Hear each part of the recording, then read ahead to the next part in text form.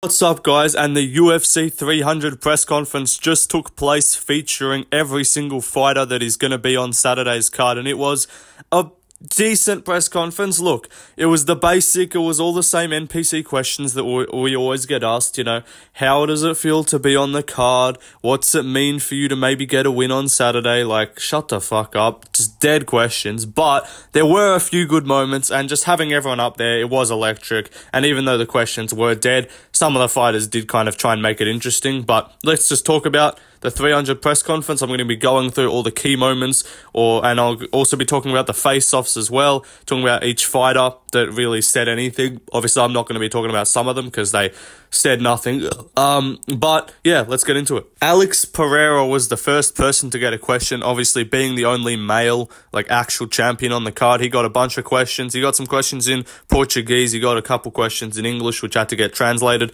But he did okay, I guess. He said his stuff. It was kind of dead. A lot of the questions is like, Alex, what does it mean to be on UFC 300? Alex, you can't speak English, but how do you think that the fans are able to connect with you so much? Bro, these guys are asking dead questions. Him and Jamahal Hill had a back and forth at some point.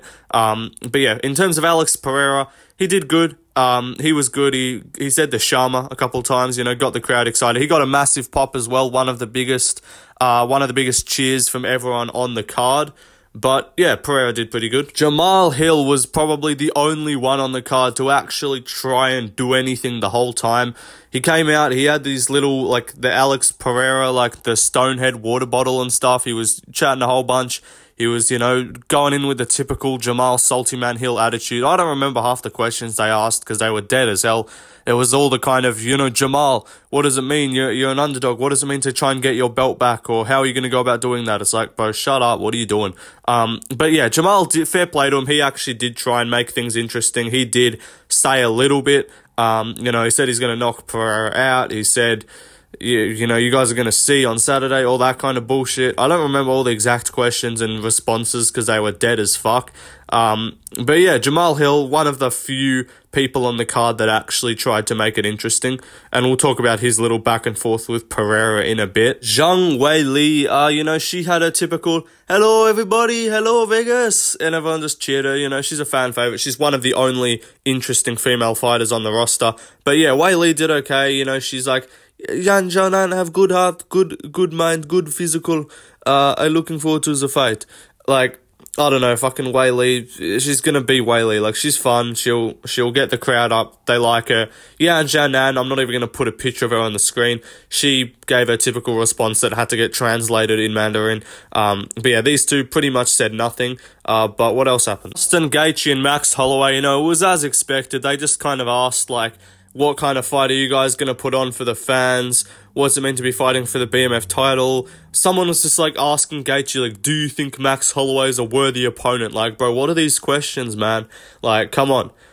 Yes, he's a worthy opponent. He's a fucking legend of the game. Of course he's worthy. What are you asking? Surely you can think of some better questions. And one of them, they started well. They're is a lot have been made of Max's chin. And then they're just do you think Max has the best chin out of anyone you've fought? I'm like, bruh. You had an opportunity to ask a question. You say, what are you going to do to crack that chin? Or why are you going to be the guy to put him away? Or something like that. But no, they're just do you think Max Holloway has the best chin you've ever fought? It's nah, bro. His chin's shit. Terrible chin. I thought everyone else has a way better chin. What the fuck do you think he's going to say? Of course it is.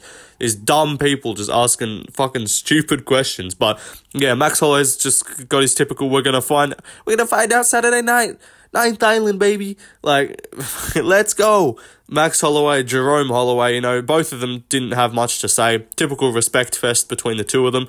But yeah. Charles Oliveira was one of the probably fan favorites up there. He got one of the biggest cheers out of everyone, probably alongside Pereira and then obviously Max and Gaethje. I'd say he probably got the third, equal third or second biggest cheer. Everyone loves Oliveira. Anytime he fucking spoke, they just cheered. He said he's the owner of the division or something, the champion of the division, typical W. Oliveira stuff, claim you're the champion and the owner of the division despite losing. That's based, we agree, 100%. Oliveira, Chad of the division. Yeah, he said some good stuff, you know. He said it's all, he appreciates the love and support of the fans. You know, Oliveira's never going to trash talk too much.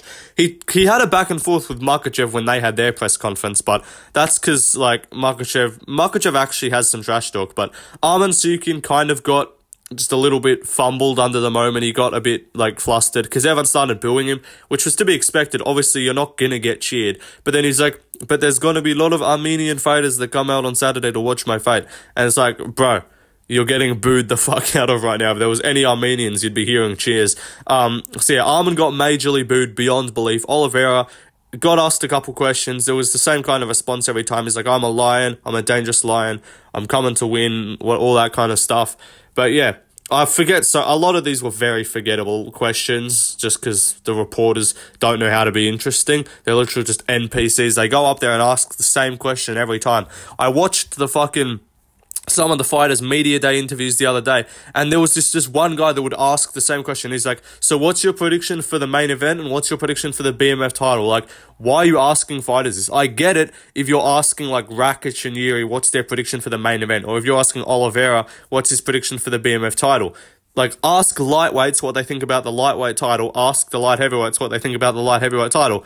Ask, I don't know, Rodriguez and Andrade what they think about the strawweight title. Like, ask people about their own division. Why the fuck are you asking... Why are you asking fucking Jalen Turner and Renato Moicano what they think about Alex Pereira and Jamahal Hill? Like, it just makes no sense.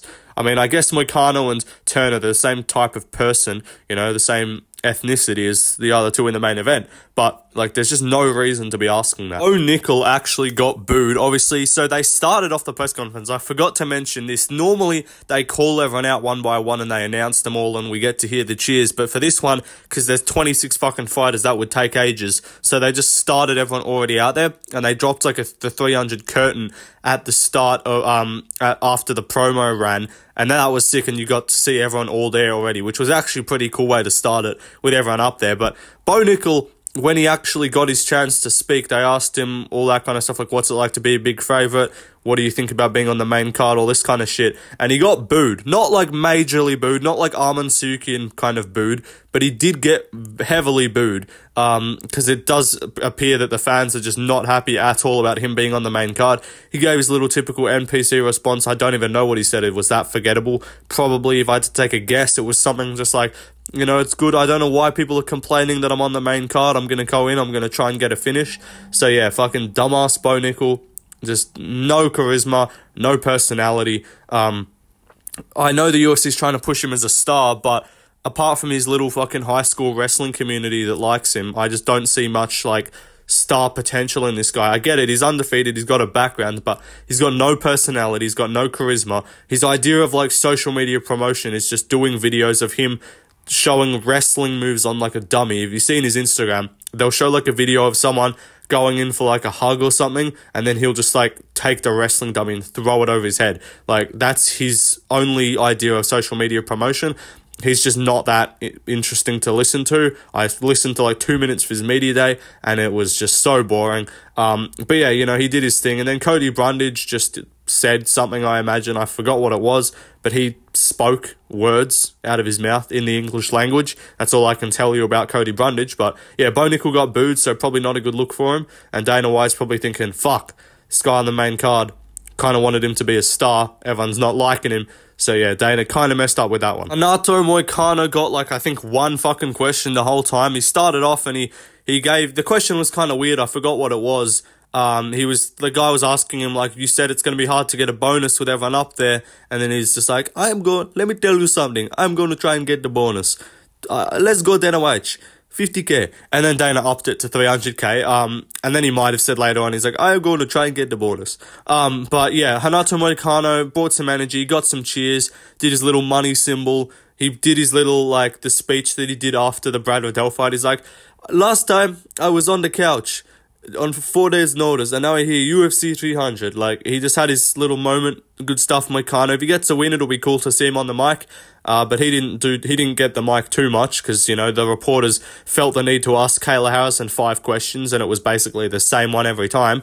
But yeah, that's it. Aljamain Sterling actually got some cheers, probably for the first time in his entire career. They asked him, like, what's it like to be up at featherweight? What are you looking to prove on Saturday? They asked Calvin Kattar the same thing, and Kattar just said he's not focused on Aljo, he's just focused on himself, so fair enough. But yeah, Aljo actually got some cheers. It's like maybe people just don't hate him, they only hated him as a champion, and now as soon as he's not champion, they're kind of fine with him.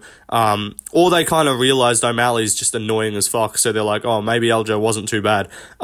But yeah, Aljo got some cheers, he looks good. I've seen him, if you've seen his picture, he actually looks fucking bulked up, so it'll be interesting to see. But I'm going to talk about the face-offs in a second. He did kind of get a bit dwarfed by Kattar, but we'll talk about that in a moment. Someone actually set Deiveson Figueiredo and Cody Garbrandt up really well for a good, like, moment. They asked Deiveson, they're like, Cody Garbrandt said you haven't wanted this fight. He's been the one calling for this fight and you didn't want it.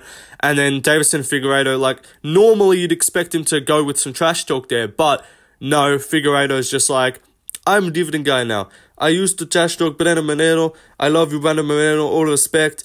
And this guy, you know, well, he's spoken Portuguese, but this is just what I imagine he would sound like in English. Like, I have all respect for this guy, God bless him. And yeah, so it's like he killed it because the reporter, I think it was Mike Bond, he's actually he did good because he was asking good questions, and he actually, he got Dana White to up the bonus too, because no one else would have asked that. And here he was trying to get him to trash talk. He was trying to get him to, like, say, you little bitch, you have no chin, I knock you out in the first round, something like that. Because he said that Cody Garbrandt was the only one calling for the fight. But no, Figueiredo's like, all the respect. And then Cody Garbrandt has got his shiny little fucking outfit on. Exactly. How many times have you been knocked out? Exactly. I forgot what Cody Garbrandt said. But yeah, these two didn't really trash talk. They could have got into it because normally you'd expect a guy like Cody to get into it. And especially Figueiredo, who has trash talked people in the past. But I guess he's given up on that now. He can't be fucked trash talking in broken English because he realised it kind of sounds cringe. But what else happened? Diego Lopez also got one of the biggest cheers of everyone on the press conference. He didn't say too much, obviously speaking Portuguese. He said it was nice to, like, represent the Latino community and stuff and be the only person up there from a Spanish-speaking country. I think he is. I assume that's right. But yeah, that was cool. He got a massive cheer though, so he got up and he was the only person to actually stand up, and he got a ovation from the crowd, so they like him a lot. Sadiq Yusuf said fuck all.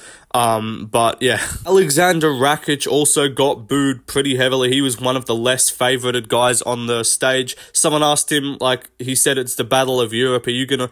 This guy, fucking autistic guy, I swear. I'm allowed to say that. I'm also slightly autistic. But this guy's like, so are you gonna win the Battle of Europe? And it's like, bro, shut up. He was asking the most dead questions. They get the same reporters there every time. Can we get some new fucking people with some media passes, or get the fan questions going again? Like, maybe do, like, the first 20 minutes or 30 minutes of media and then do, like, 10 minutes of fan questions at the end. Get some interesting moments, because the fans are actually going to bring some fucking energy to the place. But these retarded reporters go in there with the same questions. It's like, bro, yeah, fucking Jose Youngs or whatever, or like that random fucking blonde chick. Like, or some retard asked Dana White about a Manchester card. He literally said in an interview 2 weeks ago, they're going to Manchester for a pay-per-view. Like, stop asking people about random locations. It's retarded. We're here now at 300. Ask him about that in, like, your post-fight press conference when it's just him. When there's all these fighters on stage, why don't be going, Dana, you said there's rumours of a Manchester card. It's like, no, there's not rumours. He literally said we're going to England. It's like, you fucking retard. But what was I even talking about? Yeah, fucking hell, let's move on. Yuri, of course, got a big cheer. He had his little broken English, incapable of saying a coherent sentence, and everyone cheered him anyway. It was cool. I would have liked to see some trash talk between these two, because there's actually a bit of bad blood there. I wanted someone to ask about the fake samurai question, because Rakic said Yuri's not a real samurai or something like that, and then Yuri was, like, saying, like, if someone talks like that or something, I'll go to their house or some shit. So it would have been interesting to see some trash talk there. And these two actually got real up close and personal in the face-off, so I would have liked to see them actually talk some shit on stage. But apparently no reporters actually want to be interesting and get them to say fun things. So whatever. Now another reporter, this was the same guy, I'm pretty sure, like, that asked Cody, it might have been, and maybe it wasn't, but it's the same guy that asked Cody and Figgy to, like, try and get them to talk a little bit. They asked Jamahal Hill, what's with your water bottle? And originally I didn't even see the water bottle, so I was like, what the fuck? What kind of question is that? But, because I realized he had the Alex Pereira, the Stonehead water bottle with, like, blood on it and stuff, or fake blood on it. And he's like, I'm looking at what we're going to see on Saturday or something like that. This is what we're going to see on Saturday, stuff like that. Got real aggressive, you know, held it up. Salty man Hill, typical. And then him and Pereira had a brief back and forth. Alex just couldn't be fucked saying anything. He's like, he's going to go back to number 4 or something in the rankings. Number 4 is a weird spot. He was number 7 before the Glover fight, but whatever. So yeah, Pereira was just kind of stoic. Jamahal Hill was trying to be all yelly and fucking look at me. So it was kind of dead, but at least he was trying to do something, unlike everyone else who was just dead, but whatever. And the last question of the press conference was from Joaquin Buckley, because Dana said we got 2 more, and then we got 2 NPC questions, and we thought we were done, and then Buckley's like, 1 more question. I didn't know who it was, and then they panned in on Buckley, and it was funny, and he's like, get your boy a main event in St. Louis, you know, no one want to see Derek Lewis, we love Derek Lewis, but you don't want to fight 5 rounds, like, get me a boy a main event in his hometown, and everyone cheered, and then Dana White's like, that'll do it, guys, see ya, thanks for coming out. It's like, bro, just get him on the card. I don't know why. Like, that's sick from Buckley. Self-promotion. That's good. You're going out of your way. And then Dana's just like, no, we want Derek Lewis versus Rodrigo Nascimento as the main event. Like, the fuck? But great question from Buckley. But the real interesting part was this. Both guys want bonuses raised from $50K for the special card. Can we make this happen? What should it be raised to? 3 times. 100,000. 300. Go 3 times. 300. 300. 300. 300. It's done. Let's go. Let's go.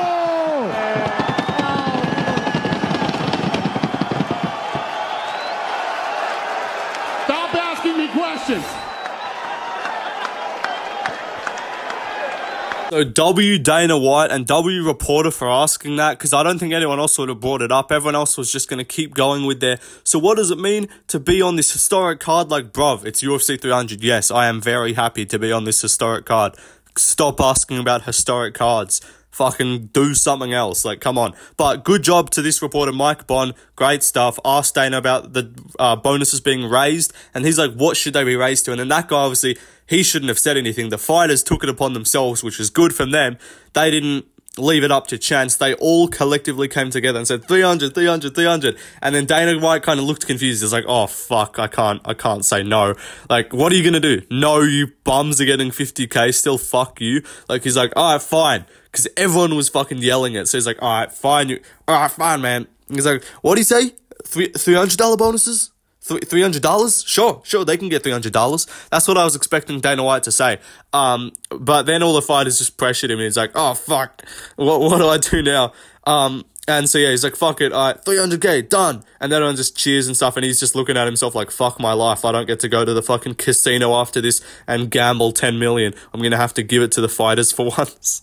So good job from the reporter. Another thing that someone asked Dana White, which was good, if you're going to ask Dana White questions, don't be like, so are you guys going to Manchester? Like, fuck off. If you're going to ask Dana questions, get him to do stuff. Like, another one asked, like, Max Holloway and Justin Gaethje said they want Mark Coleman to wrap the BMF belt around them on Saturday. Can we make that happen? Dana's immediately done. Like, if you ask reasonable stuff, you can. And someone asked also, what color was the octagon? He said blue. I'm not sure if he's saying if that's confirmed, but if it is, people are saying, why the fuck would it be blue? It's because WEC, the canvas was blue, so that's a throwback.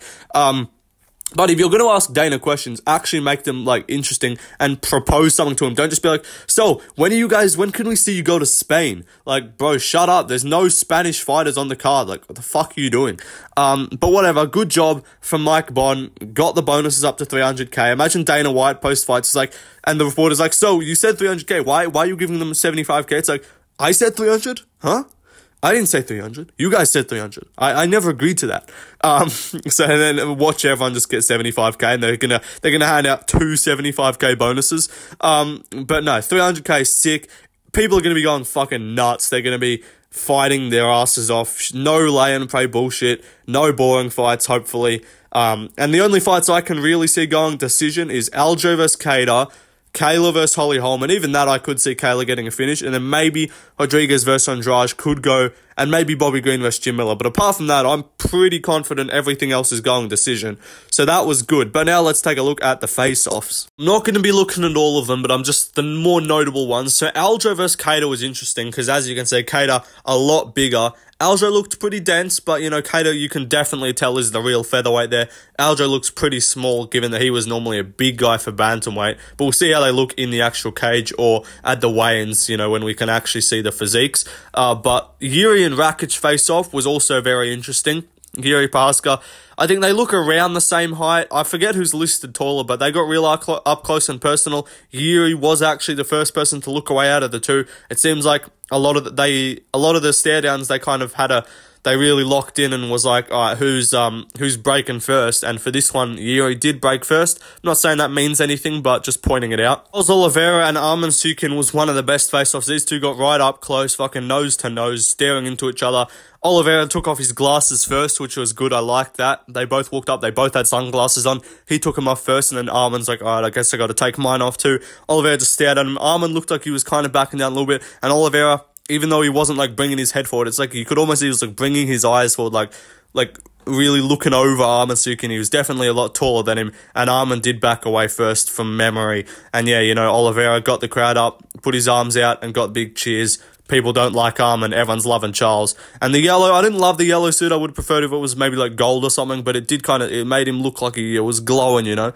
He aura-mogged Arman Sukin, to be technical with the terminology there. Justin Gaethje, Max Holloway, not a whole lot to take away. From this photo, Gaethje looks a little bit taller, but maybe his shoes are a bit more, like, a bit bigger. I don't know. It was all respectful. These two didn't really get in each other's face. Just a good stare-off. Jamahal Hill came out holding up his fucking little water bottle, screaming and stuff. He screamed after, he's like, the champ is here. Like, calm down, little bro. You won your fraudulent title by beating Glover when you were ranked number 7. But they had a stare-off. That was very good. Stared into each other. I forgot who broke first. I think it might have been Hill, but I don't quite. Maybe it was Prayer, actually. I don't remember. But yeah, Hill just was screaming and stuff. He threw his little water bottle on the ground like a fucking toddler. But yeah, that was the press conference. Look, we got dead questions, as always. It was the same dead questions, but if this was any other press conference and there was like one moment, it would just be horrible. But at least this one, we got 300k bonuses. We got that crazy moment. We got Jamahal Hill screaming his head off. We got Dana saying Mark Coleman can wrap the belt around. We got Dana saying the octagon color is going to be blue, apparently. I don't know, maybe that was just like a answer, because someone asked him, he's like, blue. It's like, blue. It's like, all right, cool, blue. Like, seems kind of weird time to announce it, but maybe that's what it is. That'd be cool. WEC, kind of throwback. But yeah, it was a solid press conference. It was mostly the vibe of it that carried it, because the vibe was never going to be bad, even though the questions were awful. There's been press conferences in the past where the vibe is just dead, and the reporters are just like, so what's it mean to be there on Saturday? There's like 17 times. They asked every single fighter, got the question, what's it like to be on this card, UFC 300? And obviously all of their same answers is going to be, yeah man, it's great, I'm looking forward to it, it's going to be good, it's a dream of mine. Sick, good job. Yeah, apart from that, I don't know, like Jim Miller, Bobby Green had a bit of talk. Some retard asked if they would do a women's BMF title, and then Dana White, in the most subtle way possible, basically said, no one wants to see that, because it's like, you know, the title is for men or women. It's like, yeah, so how did the women get it? I don't know. Who knows? But yeah, that was like the subtlest way of him going, no one wants to see that, by not saying, yeah, sure, we can do that. Or saying maybe the winner of this could fight for the BMF or something like that. He's just like, it could be men or women. It's like, all right, Dana, so how do you get a woman to fight for it then? It's like, I don't know. So yeah, that was good. Yeah, fucking Holly Holm and Kayla Harrison got asked questions that no one cared about. Sadiq Youssef tried to say that, he tried to be like, Dana, we should get one bonus for each part of the card. Like, prelim bonus, early prelim bonus, main card bonus. And Dana's like, there's going to be 1.2 million of bonuses. So I think that's him saying there's going to be 2 performance bonuses. There'll probably be more. But he's just saying, nah, fuck you. You just got to get it yourself, bro. So yeah, Sadiq Youssef, you ain't getting a bonus, little buddy. Apart from that, I don't know, not too much else happened. Fucking NPC Yan Janan, NPC Marina Rodriguez, and Jessica Andrade. Bobby Green was just screaming a little bit, being a bit weird. But yeah, it was a good press conference. And yeah, we got more videos coming soon. So I'll see you guys in the next one. Peace out.